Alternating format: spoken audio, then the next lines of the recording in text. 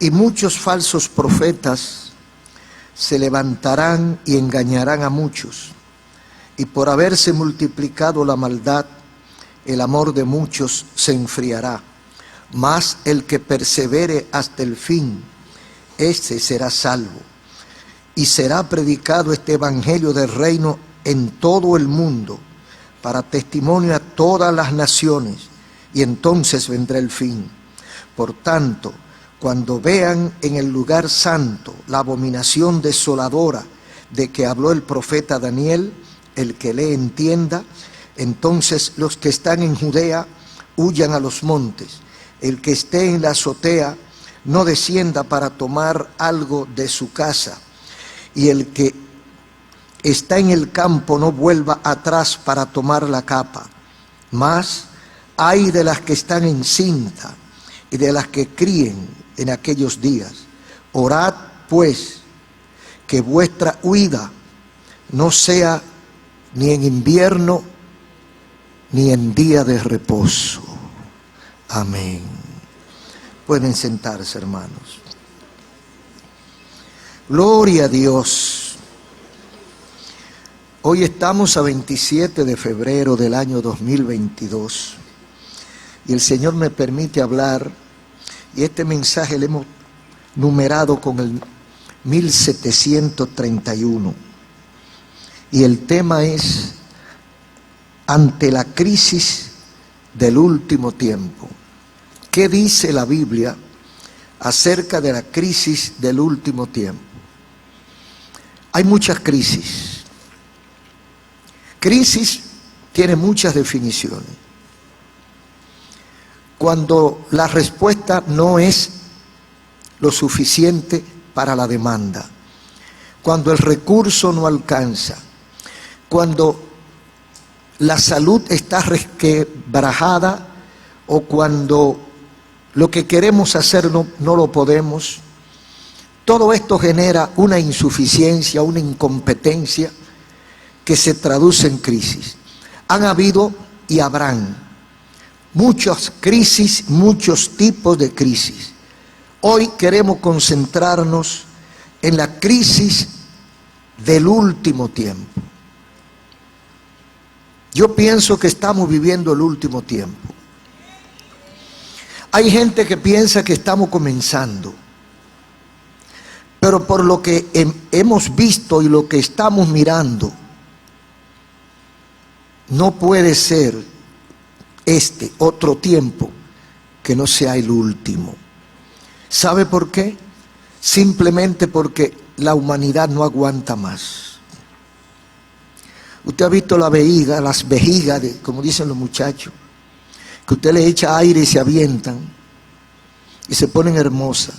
Sígale echando aire. Sigue echándole aire para que usted vea que va a explotar y se va a dispersar en pedacitos. Así está el mundo. Le han estado echando aire, echando aire, echando aire, y en cualquier momento va a explotar. Grandes crisis ha enfrentado a la humanidad en muchas ocasiones. Han habido crisis naturales, crisis por asuntos naturales, otras crisis que han sido por errores humanos y otras generadas por la iniciativa de hombres perversos. Porque hay crisis que la creamos nosotros, aunque luego no podamos resolverla. Hay crisis que la han hecho los hombres. Todo el tiempo ha habido crisis. Ha habido epidemias que son otro tipo de crisis, como la peste negra, una enfermedad que en el siglo XIV, por los años 1340 y tanto en adelante, azotó a Europa, matando a 30 millones de personas. Ahora suena mucho, pero es muchísimo, porque en ese tiempo en el mundo no habían 90 millones de personas. Ahora hay 7.000 millones y pico. Lo que quiere decir que con esa peste murió la tercera parte de la humanidad. De cada 3, 1. lo que equivale que en este tiempo hubieran muerto más de 2.000 millones de personas. Eso fue la peste bubónica o la peste negra. Eso es una crisis. Han habido crisis de hambre o hambrunas desde el antiguo Egipto, muchos años, algunos 2.000 y pico de años antes de Cristo. Hubo una baja en el caudal del río Nilo, que es el que alimenta a Egipto y a gran parte de Oriente y Oriente Medio, o de Oriente Medio. Y hubo una hambruna en Egipto que es histórica, pero han habido hambrunas en África y hay en la India, en América, muchas veces generadas por catástrofes, otras generadas por guerras y otras generadas por plaga en la agricultura. Muchos motivos de crisis. Ha habido crisis de guerra. La guerra además genera enfermedades. La guerra produce hambre, produce dolor, produce heridos, produce una serie de emergencias que no son predecibles. Hubo guerras importantes, han habido muchas, pero hay dos que marcan la historia. La Primera Guerra Mundial, 1914 a 1918, donde murieron 10 millones de personas y otra cantidad de víctimas, de heridos y quedaron inválidos. La Segunda Guerra Mundial, que fue en el 1939 a 1944-45, 70 millones de muertos y 30 millones de mutilados, que todavía muchos están sufriendo las consecuencias. Estamos hablando de casi 80 años atrás, cuando los armamentos y la disponibilidad de los hombres era menor. No era comparable la tecnología armamentista de los años 40 con la de los años 2020-2022. Estamos en una crisis. El mundo está en una crisis y la mayoría no lo sabe. La mayoría es inocente de la situación que está viviendo. El tiempo avanza, pero también avanzan las catástrofes, los conflictos, las convulsiones sociales, las protestas violentas, las demandas y los reclamos de la gente, la corrupción, la inconformidad, la injusticia. Todo avanza unísono, al mismo tiempo y al mismo ritmo. Jesús advirtió claramente que se aumentarían las guerras, que para el último tiempo se aumentarían las plagas, se aumentarían las epidemias y pandemias, y todos los dolores se iban a aumentar. Y por eso Jesús nos dejó recomendaciones, instrucciones de cómo deberíamos manejar la crisis o las crisis del último tiempo. Y creo que como sensatos que somos, ante las palabras del maestro de los maestros, del profeta de los profetas, la posición más sabia para nosotros debería ser o debe ser escuchar las recomendaciones de Jesús. Jesús habló hace más de 2000 años y habló con una certera cronométrica. No falló. Todo lo que él dijo en aquel momento, y de lo cual después se reían los científicos de los años 500, de los años 1000, de los 1500, de la Edad Media, de la Edad Moderna, de las revoluciones industriales, se reían de las aseveraciones de Jesús. Ahora simplemente la estamos disfrutando, lamentablemente. Ahora estamos viendo cuánta razón tenía Jesús y cómo las cosas que Jesús dijo se han ido aumentando. Cuando Cristo habló de la mortandad entre familias, padre contra hijo, hijo contra padre, hermano contra hermano. El nivel de violencia que se iba a vivir en el mundo. Nadie hablaba de aborto, de feminicidio, de violencia intrafamiliar. Y Cristo dio advertencia sobre ese espíritu de violencia del último tiempo. Cómo la gente se ha convertido en bestia. Cómo la gente se ha convertido en animal que disfruta el sacrificar a otro ser humano. Y eso es lo que estamos viviendo. Estamos viviéndolo de una manera tan frecuente que hay gente, mucha gente que se ha acostumbrado. Ya no se asombra con las noticias negativas, se queda tranquilo, porque está acostumbrado a ver muertos, a ver sangre, a ver derramamiento de sangre, a ver abuso, a ver injusticia, a ver corrupción, a ver, todo eso es normal. Cristo lo advirtió. Y el Señor Jesús centró su mensaje en 3 temas o 3 aspectos para el último tiempo. Se concentró en la inestabilidad del materialismo, las señales de aviso y la esperanza para el creyente. Y comenzó en el Mateo 24:1, como dice: cuando Jesús salió del templo y se iba, se acercaron a él los discípulos para mostrarle los edificios del templo. Jesús les dice: ¿ven todo eso? No quedará piedra sobre piedra que no sea destruido. Es una reunión privada. Ahí no había más personas. Jesús había estado en el templo. Acaba de salir del templo con sus discípulos.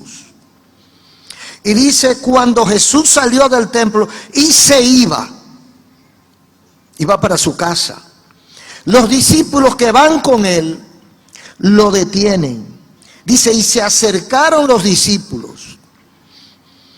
Los discípulos hacen preguntas terrenales en un momento espiritual.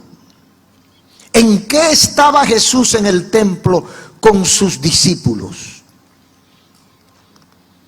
Adorando a Dios, escuchando la palabra de Dios, rindiéndole culto a Dios. Era un momento eminentemente espiritual. Y cuando usted sale del templo con ese nivel de comunión con Dios, entonces usted lo que le dice a Jesús: Señor, ¿viste lo bonito que son las lámparas votivas del templo? Pero ¿y en qué era que tú estabas en el templo? Aleluya.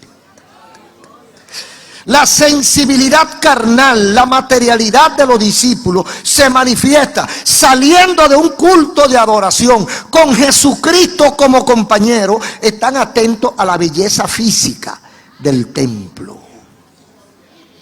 ¿Cuánto se parece a nosotros? Aleluya. Puede estar bajando la gloria de Dios en una vigilia, en un retiro, y usted se fija en el zapato que tiene la hermana. Aleluya. Usted le dice a la que está sentada a su lado: tú viste que fulanita llegó sola y fulano llegó por otra puerta. ¿En qué es que estamos, hermanos? ¿Estamos en Dios o estamos en el mundo? ¿Estamos atentos a qué? Los discípulos, lo más importante para ellos era que Cristo mirara lo que ellos estaban mirando. Parece que ellos habían entrado pocas veces al templo, al último o al más reciente templo. Parece que ellos no conocían bien los edificios del templo. y tuvieron la oportunidad de entrar con Cristo y ver algunas cosas, algunos acabados, algunos detalles que ellos no habían visto. Y estaban ensimismados, atolondrados, asustados, admirados, con los ojos abiertos. Parece que mientras estaban en el templo adorando, ellos estaban mirando las paredes del templo, los cuadros, los frescos del templo, y no podían esperar. Tan pronto salieron, interceptan a Jesús para que Jesús se una a la admiración de ellos. Y Cristo les responde sin grosería, pero de una manera muy drástica, que para nosotros es muy fuerte lo que Cristo le dijo. Una respuesta dura, pero merecida. Porque hay veces que merecemos que nos den duro, que nos contesten con fuerza. Una respuesta merecida, pero dura, fue la de Jesús. Ellos están descontentos, enseñándole a Jesús el templo, y Jesús le sale de atrás para adelante. Jesús le sale. Cristo le dice: ¿ven todo eso? ¿Ven toda esa belleza? Eso es porquería. Eso es un tollo. No quedará piedra sobre piedra que no sea destruido. Este es un mensaje importante de parte de Jesús. Esto nos dice a nosotros: nada de lo que ha hecho el hombre es confiable. Todo será destruido. Nada de lo que ha hecho el hombre material es eterno. Todo terminará. Todo es vulnerable. Todo puede fracasar. Y hay tres cosas que queremos sobresalir. Grandes estructuras. Ustedes saben que la majestuosidad de una ciudad y a veces de un gobierno está en las grandes edificaciones. Hace algún tiempo que la campaña electoral se concentraba en quién hizo esto. Y enseñaban un gran puente, un gran elevado, un gran edificio, un gran expreso. ¿Quién hizo eso? O sea, obras materiales, porque eso es lo que la gente ve. La gente no ve el buen gobierno de un sujeto, sino ve las obras materiales, porque eso enseña, eso es el orgullo y la soberbia de los hombres. Eso le pasó a Nabucodonosor. Así mismo le pasó a Nabucodonosor, el gran rey aquel de Egipto. Sus grandes jardines, sus grandes templos, sus grandes cosas. ¿Quién hizo eso? Oh, yo. Necio, le dicen de arriba. Mientras usted está disfrutando de su belleza aquí, de su grandeza, de todo lo que usted ha hecho, de todo lo que usted ha logrado con su esfuerzo, con su brillante capacidad,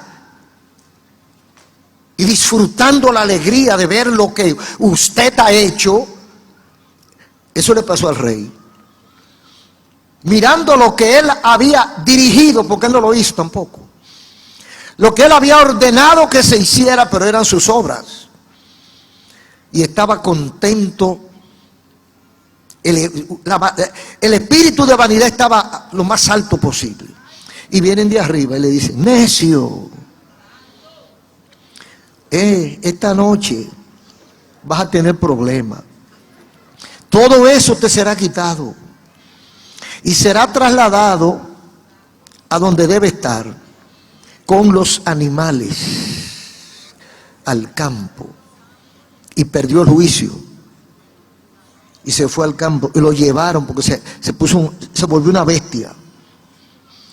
Así son las estructuras humanas, ninguna permanece para siempre. Cualquier cosa las puede destruir, un ciclón, un terremoto, una bomba hecha por los hombres. Cualquier cosa puede derribar lo que es el orgullo humano. O sea que esas grandes estructuras que los discípulos veían como gloria humana son derribadas con facilidad. Las grandes estructuras, las grandes obras que nosotros hacemos no son más grandes que la gloria de Dios. Eso es lo que Cristo le está diciendo a los discípulos. Ustedes están equivocados, porque ustedes están concentrándose en la parte material del templo. Nosotros no vinimos al templo a ver los colores de sus paredes, ni de sus cuadros, ni las lámparas que hay en el templo. Nosotros vinimos al templo porque ahí está el altar donde se siente la presencia de Dios. Bendito el nombre de Jesús. La grandeza y la belleza del templo no está en su estructura y en su arquitectura. Está en lo que hay, en la esencia del templo. La presencia de Dios. Si Dios no estuviese en el templo fuera una casona más. Pero la diferencia de los templos, las iglesias, es que son dedicados a Dios y Dios lo ha escogido para manifestarse y para tratar con los hombres. Los discípulos habían perdido el norte y se quedaron en lo de afuera. ¿Cuánta gente le pasa igual?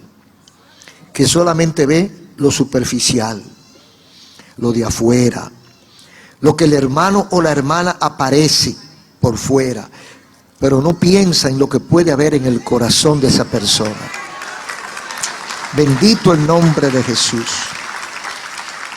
Entonces Cristo le dice que eso no le llama la atención a él, porque eso es pasajero, eso termina muy pronto.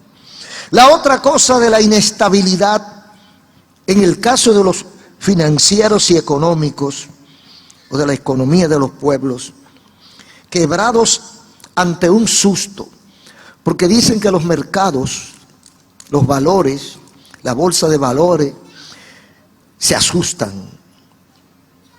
Con la muerte de un estadista, con un golpe de estado que den en un país, baja el dólar o sube el dólar, baja el petróleo o sube el petróleo.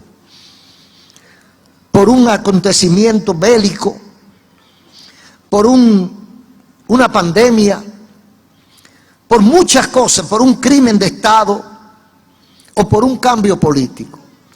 La economía es la cosa más fluctuante. O sea, usted no puede garantizar su estabilidad porque tenga dinero. Porque el dinero hoy es y mañana no es. Lo que hoy vale mucho, mañana vale nada. O sea, Cristo está hablando de la inestabilidad de las cosas materiales. Todo lo que ustedes ven, no quedará nada que no sea destruido. Entonces a veces la gente cree que porque tiene dinero ya tiene estabilidad. A veces tiene menos estabilidad que el que no tiene dinero. Porque el que no tiene dinero no pierde ni gana. Pero el que tiene dinero se asusta. Usted puede tener 10 millones de dólares hoy. Y esos 10 millones de dólares le alcanzan para comprar media ciudad. Pero de repente pasa algo y pierde el valor el dólar. Y usted se queda con los papeles. Porque las cosas son las que valen, no las monedas. Entonces, todo eso es pasajero, todo eso es inestable. Usted puede tener un régimen político, un sistema político muy estable, y en cualquier momento hay un tambaleo. Pero eso pasa con la salud. O sea que aquí abajo nada es estable. Todo está sujeto a cambio y a destrucción. Hay gente que son muy fuertes. No, yo soy un hombre muy sano, muy fuerte, muy joven. A mí no me da nada. Y se burla de los débiles. Como decía el filósofo Heidegger.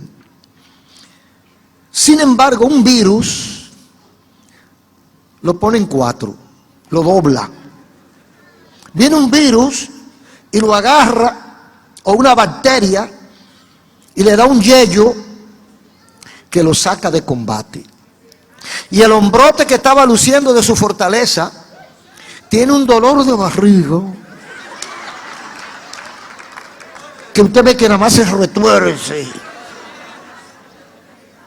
porque esa es la realidad humana. Cristo se lo está diciendo, no crean en nada de eso.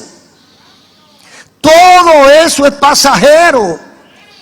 Las grandes construcciones, los grandes sistemas, los grandes bancos, la salud, todo eso es por un tiempo. Una sola crisis lo derriba. Y es bueno que levantemos la cabeza sobre todo esto, porque Cristo está hablando de una crisis global y una crisis final. Ninguna crisis llega de sorpresa. Ninguna crisis, ni económica, ni política, ni de salud, llega de sorpresa. Hay señales y hay avisos. Lo que pasa es que algunos entienden, algunos lo ven, lo toman en cuenta, y otros no le importa o no miran para allá. Dicen, no, eso es bagatela, y no le hacen caso a nada. Mira, fulano, atiéndete esto, que esto es peligroso. El médico le dice, mira, atiéndete esto a tiempo, porque si no, no le hace caso. No, hombre, no, yo soy un hombre fuerte. Yo he roto cadenas más fuertes que esa y no ha pasado nada. A veces esas crisis pasan en la familia y usted ve a un niño mal hablado, un niño respondón, un niño malcriado, como decimos, y si es malcriado porque alguien lo crió mal. Un niño malo, intratable, y alguien le dice, fulano, fulana, trata de educar a fulanito. El niño tiene 7, 8 años. Trata de enderezarlo. Ese muchacho se arregla. Después de darle la prende, cuando esté más grande, él se arregla. Y más, yo era así también como él. Y 7, 8 años más tarde, ya fulana no puede con fulanito. Ya fulanito se gobierna. Y lo mejor es dejarlo quieto porque acaba con todo. Ya no es tiempo de resolver. Ya se perdió el tiempo y nada podemos hacer. Son crisis que avisan. En el hogar hay muchas crisis que se generan por descuido. Por descuido de papá o descuido de mamá, generalmente, porque son la base de la familia. Hay crisis que se generan por descuido de papá, o descuido de mamá, o descuido del esposo, o descuido de la esposa. Porque hay veces que usted está viendo señales raras, pero usted se hace el dormido. Y no es que sea celoso ni celosa, pero lo propio hay que cuidarlo. Usted tiene que cuidar lo suyo. Usted tiene un esposo que trabaja en una oficina y hay un par de secretarias. Y él se pasa 7 y 8 horas en esa oficina y en su casa viene y está un rato. Y cuando viene a la casa, la secretaria no deja de llamarlo. Siempre hay cosas de última hora que atender. Y la esposa le pregunta que por qué ella lo llama tanto. Entonces él le dice que ella es celosa. Celosa, ¿no, varón? Ella no es celosa, varón. Ella está cuidando lo suyo, varón. Hoy si fuera al revés, que es el jefe que le está llamando a ella, y que a pesar de que ella esté en su casa, ya es el fin de semana, es el sábado o el domingo, y ese hombre no deja de llamarla, entonces el esposo le pregunta, fulano, ¿y por qué te llama tanto? ¿O será que él no puede vivir sin ti? O sea, son crisis que avisan. Si usted no toma medidas a tiempo, esa crisis se convierte en un ciclón, en un terremoto, y acaba con usted, acaba con la casa, acaba con la familia, acaba con todo. Por eso que las crisis no son de sorpresa para el descuidado. Entonces los discípulos le preguntaron a Jesús, porque Jesús tenía respuesta para ellos. Ninguna crisis llega de repente. Y esto ocurre en todos los espacios. ¿Cómo se dará cuenta de la situación si no atiende el consejo de Jesús? Jesús facilita las señales. Cuando Cristo le dice que nada de lo que ellos ven permanecerá, sino no quedará nada que no sea destruido, no quedará piedra sobre piedra, ellos entonces como que se asustan. Cristo le dice, vendrá una crisis, habrá una situación en que ni esos edificios van a resistirlo. Hermano, Jesús está hablando de un tiempo en que los generales gritarán. Es lo que está diciendo. Vendrá un tiempo cuando no habrá remedio para resolver los problemas. Vendrá un tiempo cuando el mundo gritará en desesperación. Entonces viene la pregunta sensata. ¿Y cómo nos damos cuenta de que eso viene? ¿Cuándo será? Sí, porque ya creemos lo que tú estás diciendo. Nos está advirtiendo de una situación inmanejable. Cuando los grandes valientes gritarán. Yo no puedo resolver eso, no puedo evitarlo, pero por lo menos quiero saber cuándo será, para tomar medidas. Porque si usted sabe cuándo es que viene, usted se prepara para que el golpe amortigüe, para que sea menos gravoso. Entonces, Señor, ¿y cuándo será eso? ¿Y qué señal habrá? Entonces dice el Señor en los versículos 4 y 5. No se dejen engañar. Vendrán muchos en mi nombre y engañarán a muchos. Es decir, esa plaga de engañadores, esa fiebre de engañadores que hay, no son otra cosa que una señal del último tiempo. Siempre la humanidad ha sufrido de engañadores. Pero yo pienso, y usted lo analiza un poquito, nunca había habido tantos engañadores y falsos como hay en este tiempo. Es más, el engaño es una profesión. La gente vive del engaño, de la falsedad, de la mentira, de vender una cosa por otra. Y eso se da hasta dentro de las profesiones. Hay médicos que deshonran su bata blanca. Hay abogados que deshonran su toga. Hay hombres y mujeres que no hacen honor a su palabra y venden una cosa por otra. Ha habido hombres, ha habido médicos que han engañado a pacientes recetándole, diciéndole que tienen lo que no tienen para hacer una operación que le cuesta un dinero. Ha habido abogados que han engañado a su cliente diciéndole que van a resolver el problema. Es difícil que un abogado le diga que no puede resolver el problema. Con el permiso de todos los abogados que hay aquí. Pero usted va con un lío donde un abogado y no lo va a rechazar.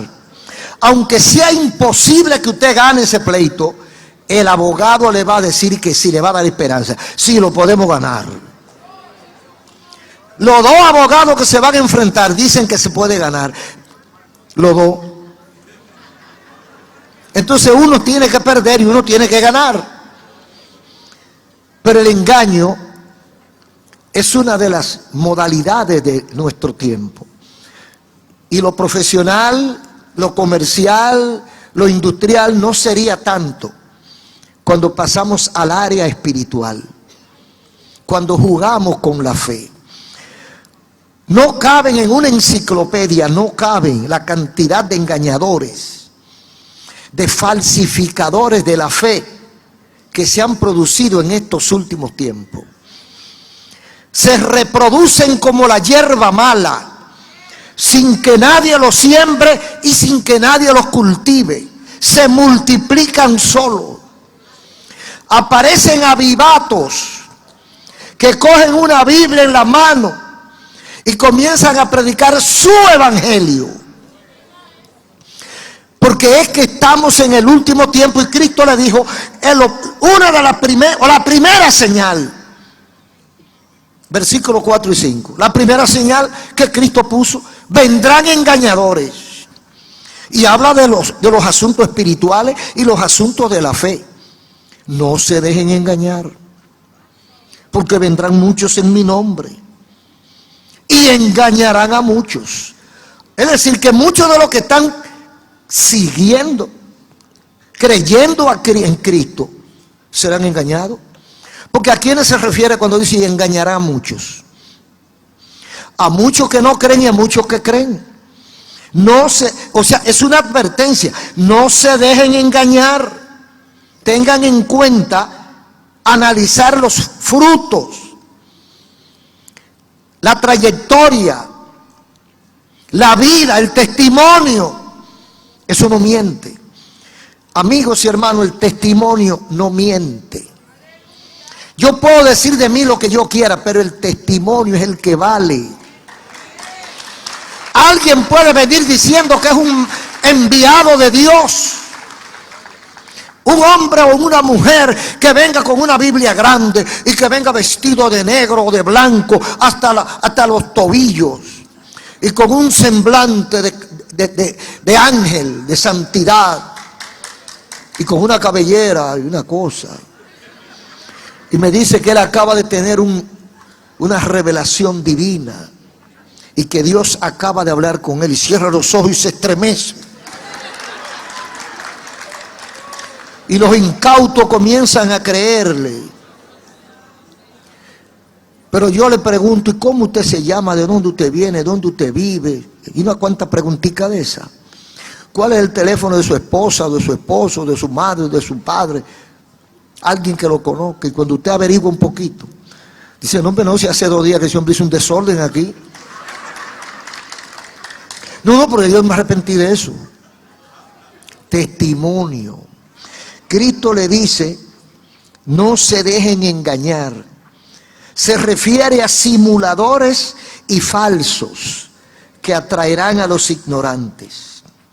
Eso es una señal del último tiempo. Cuando yo veo eso, es una de las señales, la primera, de que estamos en una crisis del último tiempo.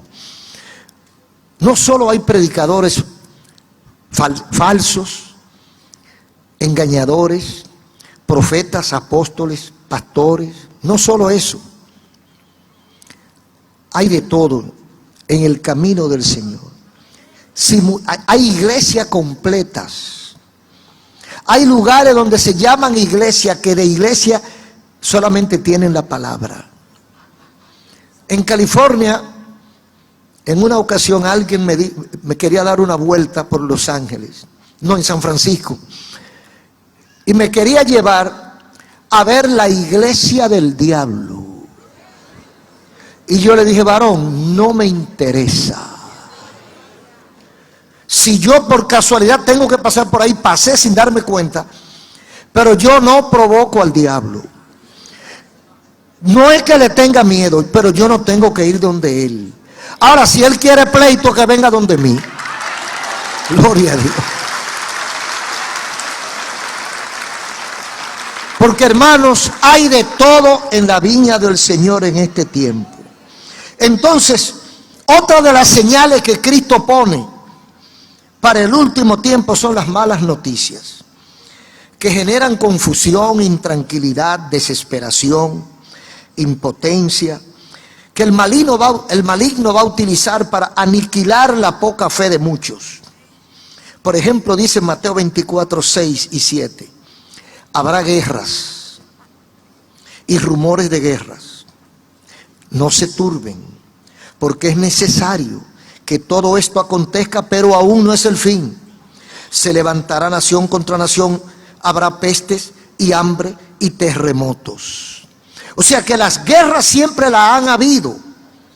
Pero ¿usted cree que antes de la Primera Guerra Mundial hubo una guerra como esa? No. ¿Usted cree que la Segunda Guerra Mundial tuvo un paralelo en la historia anterior? Tampoco. Y si se produce una Tercera Guerra Mundial, ¿usted cree que va a ser igual que la Segunda? Van en superación. La Biblia, y eso se menciona la guerra grande, pero el mundo está constantemente en guerra. Ahora mismo están en guerra Israel y Siria también, pero no se mencionan. Israel con los palestinos. Y hay una cantidad de escaramuzas y rumores de guerras. Porque el mundo está en una ebullición constante. Es como si fuera un volcán. Que ya el mundo no aguanta al mundo. Nosotros, y esta guerra y esta crisis generan hambre, desabastecimiento. Se está anunciando que si esa guerra que está en pie ahora toma más cuerpo, se va a encarecer todo, desde la comida hasta los combustibles, hasta los materiales de construcción, porque ningún país se abastece por sí mismo de todo lo que necesita. Todos los países necesitan de los otros. Nosotros no producimos gasolina. Nosotros no producimos acero. Nosotros no producimos trigo.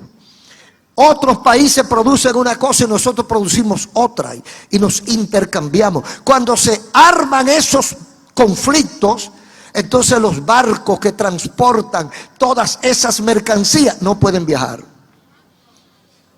La maquinaria que vienen de camino, los carros que vienen de camino, las piezas para reparar las maquinarias que vienen de camino se estancan.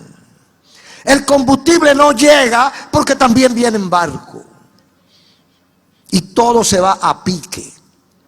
Entonces, es el cumplimiento del último tiempo. Es la gran crisis del último tiempo. Pero la gente está como que no está pasando nada. Todo esto que está escrito en la palabra de Dios, pandemia, guerra, hambre, desórdenes, violencia, insubordinación de los pueblos hacia los gobiernos. Ahora es cuando más revueltas sociales hay. Por cualquier cosita hay una protesta. Usted ve que eso es aquí, pero no es aquí solo, en el mundo. Porque no hay agua, hay que cerrar la autopista. Vamos a hacer una huelga a prender goma. Porque los alimentos están caros, vamos a cerrar la vía de comunicación y vamos a hacer un desorden y vamos a apagar y vamos a prender fuego. Ese es el mundo de hoy, que va en crecimiento, de crisis en crisis. Nada más ni menos de lo que Cristo advirtió. Ahora el Señor dice claro: el que persevere hasta el fin, ese será salvo.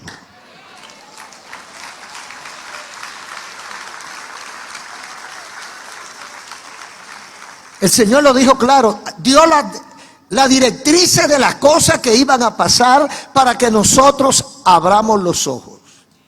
Pero hay mucha gente que o no lee la Biblia o no cree en la Biblia. Ve las cosas que están pasando y cuando uno se las menciona que están en la Biblia, son capaces de decir, pero eso lo escribieron ustedes ahora. Este es el periódico. Este es el periódico del futuro.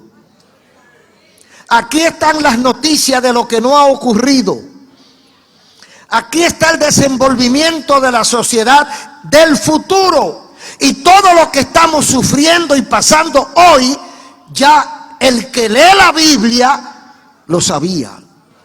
Y por eso, para prepararnos para la gran crisis del último tiempo, nosotros nos refugiamos en Cristo. Porque no hay otro refugio. Ahí estábamos mirando en las noticias cómo la gente de Ucrania, donde es uno de los países que más evangélicos hay, el país de Ucrania está utilizando las estaciones del metro para refugiarse, para esconderse. No de rumores de guerra, sino de la guerra, de los misiles y de las armas que están llegando allí. Esa es la historia de ese país ahora. Ahora, no está hablando la Biblia de que se iban a aumentar no solo la cantidad de guerras, sino la criminalidad de las guerras. Las guerras de hoy no son como las guerras de antes. La guerra de hoy son para destruir pueblos enteros. Recuerden la bomba de Hiroshima y Nagasaki, cómo destruyó 2 grandes ciudades de Japón con 2 bombas. Hay bombas ahora que son cientos de veces más poderosas que esas. Con una de esas bombas, por lejos que estemos, alcanzamos algo. Pero la gente está como durmiendo con los brazos cruzados. No está pasando nada. Bueno, no está pasando nada porque está escrito. Dice el Señor que el que persevere hasta el fin. ¿El que persevere en qué? El que persevere peleando. El que persevere bebiendo romo. El que persevere estudiando y trabajando para progresar. No es a eso que se refiere. El que persevere en la fe de Jesucristo, ese será salvo. ¿Por qué dice que será salvo? Porque el Señor le ofrece garantía de vida eterna fuera de las aflicciones y de los dolores de este mundo. El que persevere hasta el fin. O sea que usted creyó en Jesucristo. Usted tuvo el privilegio, hemos tenido el privilegio de conocer la palabra de Dios. Hemos entregado nuestro corazón al Señor. Hemos saboreado lo que es vivir en Cristo. No se descuide con eso. No coja permiso. No coja vacaciones. No diga que no, yo después voy a la iglesia. Hermano, ¿usted está frío? Sí, frío no, muchacho, yo estoy congelado. Pero no te apures que yo me voy a calentar. Si te agarran fuera de base, te hacen out y te sacan del juego. Dice el Señor que el que persevere, el que permanezca hasta el fin, ese será salvo. Y el apóstol Pablo habla del cumplimiento profético, haciendo referencia a lo que dice el capítulo 9 de Daniel. Y Pablo recoge en 2 Tesalonicenses 2:2 en adelante. Dice Pablo, dice el apóstol: les ruego, hermanos, que no se dejen mover de su manera de pensar, ni se turben, ni por espíritu, ni por palabra, ni por carta como si fuera nuestra, en el sentido de que el día del Señor está cerca. Nadie los engañe, porque no vendrá sin que antes venga la apostasía y se manifieste el hombre de pecado, el hijo de perdición, el cual se opone contra todo lo que se llama Dios o es objeto de culto, tanto que se sienta en el templo de Dios haciéndose pasar por Dios. ¿Qué le parece? Pablo está hablando de un tiempo sin igual, de una crisis completamente negra, que es lo mismo que refiere Daniel en el capítulo 9. Pablo dice: no se dejen mover de su fundamento. ¿Cuál es tu fundamento? La Biblia. No se dejen mover de su fundamento. No se lleven de fulano. No se lleven del pastor tal que ahora dice que lo que él entendía de la Biblia ahora no es así, sino asado. No se deje llevar de aquellos, ni por espíritu, no se turben. Porque hay cosas que turban a uno, lo dejan pensando. Uy, pero ¿será verdad o será mentira? Quiere decir que lo que yo creí entonces no es lo que yo creí. Porque ahora este hermano viene y me dice que no es así. Me dice que la sangre de Cristo no es verdad que limpia todos los pecados. Me dice que no es verdad que con yo entregar mi vida a Cristo me voy a salvar. Y me dice una cantidad de cosas que yo creía que eran de otra manera. Dice Pablo: no se dejen mover de su manera de pensar. No se turben, ni por espíritu, ni por palabra, ni por carta. Como si fuera, ni por espíritu, ni por palabra. Sí, porque puede tener una visión también. Satanás es muy fino. Y Satanás a medianoche o en un sueñito que usted esté cabeceando, le da una revelación y le transmite un mensaje a su mente contrario a la palabra de Dios. Entonces dice Pablo, no te dejes llevar de los espíritus, ni de las revelaciones, ni de los sueños.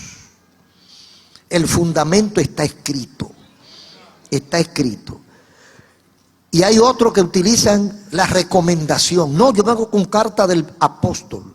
Yo vengo con carta del pastor. Yo vengo con carta de la iglesia. Yo vengo con carta del instituto bíblico, del seminario bíblico. Nadie los engañe, dice Pablo. No se dejen mover de su fundamento.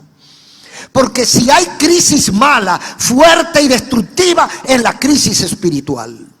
La crisis de la fe. Cuando usted ya no sabe en qué ni en quién creer. Cuando usted está tambaleando en su fe. Entonces llega la angustia, llega la duda, llega la intranquilidad. Y no hay paz en su corazón. Dice, no se dejen mover fácilmente. Nadie los engañe. Hay una señal inequívoca. Dice, no vendrá sin que antes venga la apostasía. Cristo, porque hay gente que ha dicho que Cristo vino o que viene y que está allí.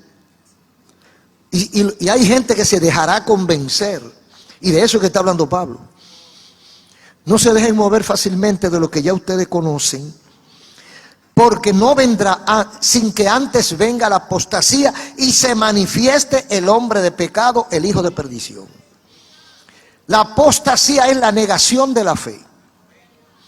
Cuando usted vea, y eso se está viendo, porque eso está en boga, cuánta gente cambiando la fe, negando la fe, apartándose del camino. Entonces, todos tienen un común denominador. Rebelarse contra Dios. Dice, lo primero que viene es la apostasía, la negación de la fe de mucha gente que antes le servía al Señor. Luego de esa apostasía, de que muchos líderes renuncien de la fe, o con palabra o con hechos, porque puede ser de ambas maneras o de una manera. Después de esa apostasía se manifieste el hombre de pecado. ¿Quién es el hombre de pecado? El hijo de perdición, el anticristo, el que vendrá a decir que es Cristo. Pero ese Señor se caracterizará porque dice aquí, el cual se opone contra todo lo que se llama Dios o que se adora o es objeto de culto, y se sentará en el templo y exigirá que se le adore como a Dios. Yo no sé si ustedes han notado que nuestra sociedad moderna, casi todos los caminos que toma es como de rebelión contra Dios. Dios te hizo hombre, tú te declaras mujer. Tiene un muchachito en el vientre, hay que matarlo para sacarlo. Y todo lo que el que quiere hacer las cosas correctamente se burlan. Porque no quieren saber de Dios. Todo lo que hacen es contrario a su palabra. Porque el Dios de este siglo es el hombre y el diablo. O el diablo encarnado en el hombre. Es un culto a la humanidad. Han querido quitar a Dios de su lugar para colocarse ellos. Y están exigiendo que se les rinda culto. Y ellos son los que saben. Por eso que alguna gente piensa que la ciencia tiene la última palabra. Bueno, tiene la última noticia relativamente. Porque la ciencia que hoy dice una cosa, dentro de 10 años, esa misma ciencia dice otra. Ahora hay cosas que no se pueden, dentro de unos años se podrán. Ahora hay cosas que se pueden, dentro de unos años dirán, no, eso no se hace. Entonces, este sujeto resume toda la rebeldía de la sociedad, toda la rebeldía de los hombres contra Dios, y él la asume. Y se rebela contra Dios o contra el culto a Dios. Prohibirán los cultos. Se agarrarán de cualquier cosa para impedir que alabemos a Dios. Puede ser una pandemia o puede ser una ley de un presidente. Un toque de queda para que nadie vaya al culto. Prohibirán leer la Biblia. Por eso es que a veces decimos que esa Biblia que está en el celular no es legítima, porque esa la manipulan cada vez que da la gana y le cambian la palabra. Y si quieren la borran y la eliminan. Hay que tenerla en físico. Hay que tener su Biblia en la mano. Bendito sea el Señor. Hoy el mundo está en la expectativa por guerras y rumores. Esto tiene sus consecuencias que repercutirán en todas las economías y en la salud mental de la humanidad. Pero todo esto, a los que conocemos a Dios, no nos debe asustar, porque esto es parte de la agenda divina, y el pueblo que lee la Biblia y que cree lo que dice la Biblia sabe lo que ocurre y sabe lo que no tiene que hacer para enfrentar la situación. Sabe qué hacer y qué no hacer. Y nosotros les recomendamos a aquellos que no conocen a Dios, que no leen la Biblia, que no están percatados de lo que está pasando, ¿qué van a hacer? ¿Qué hará aquel que no conoce lo que dice Dios? Bueno, hay una sola recomendación: acércate a Dios. ¿Está asustado? Refúgiate en Cristo. Porque ¿de quién te vas a refugiar? ¿Quién te podrá ayudar en este momento? Si los que pueden ayudar a uno son los que provocan el problema. Las grandes economías, los grandes países del mundo son los que se meten en su guerra y los que les cortan el agua y la luz a los países pequeños. Entonces, ¿de quién nos agarramos? Si no te agarras de Jesucristo, te lleva el mismo diablo. Esa es la crisis ante la crisis del último tiempo.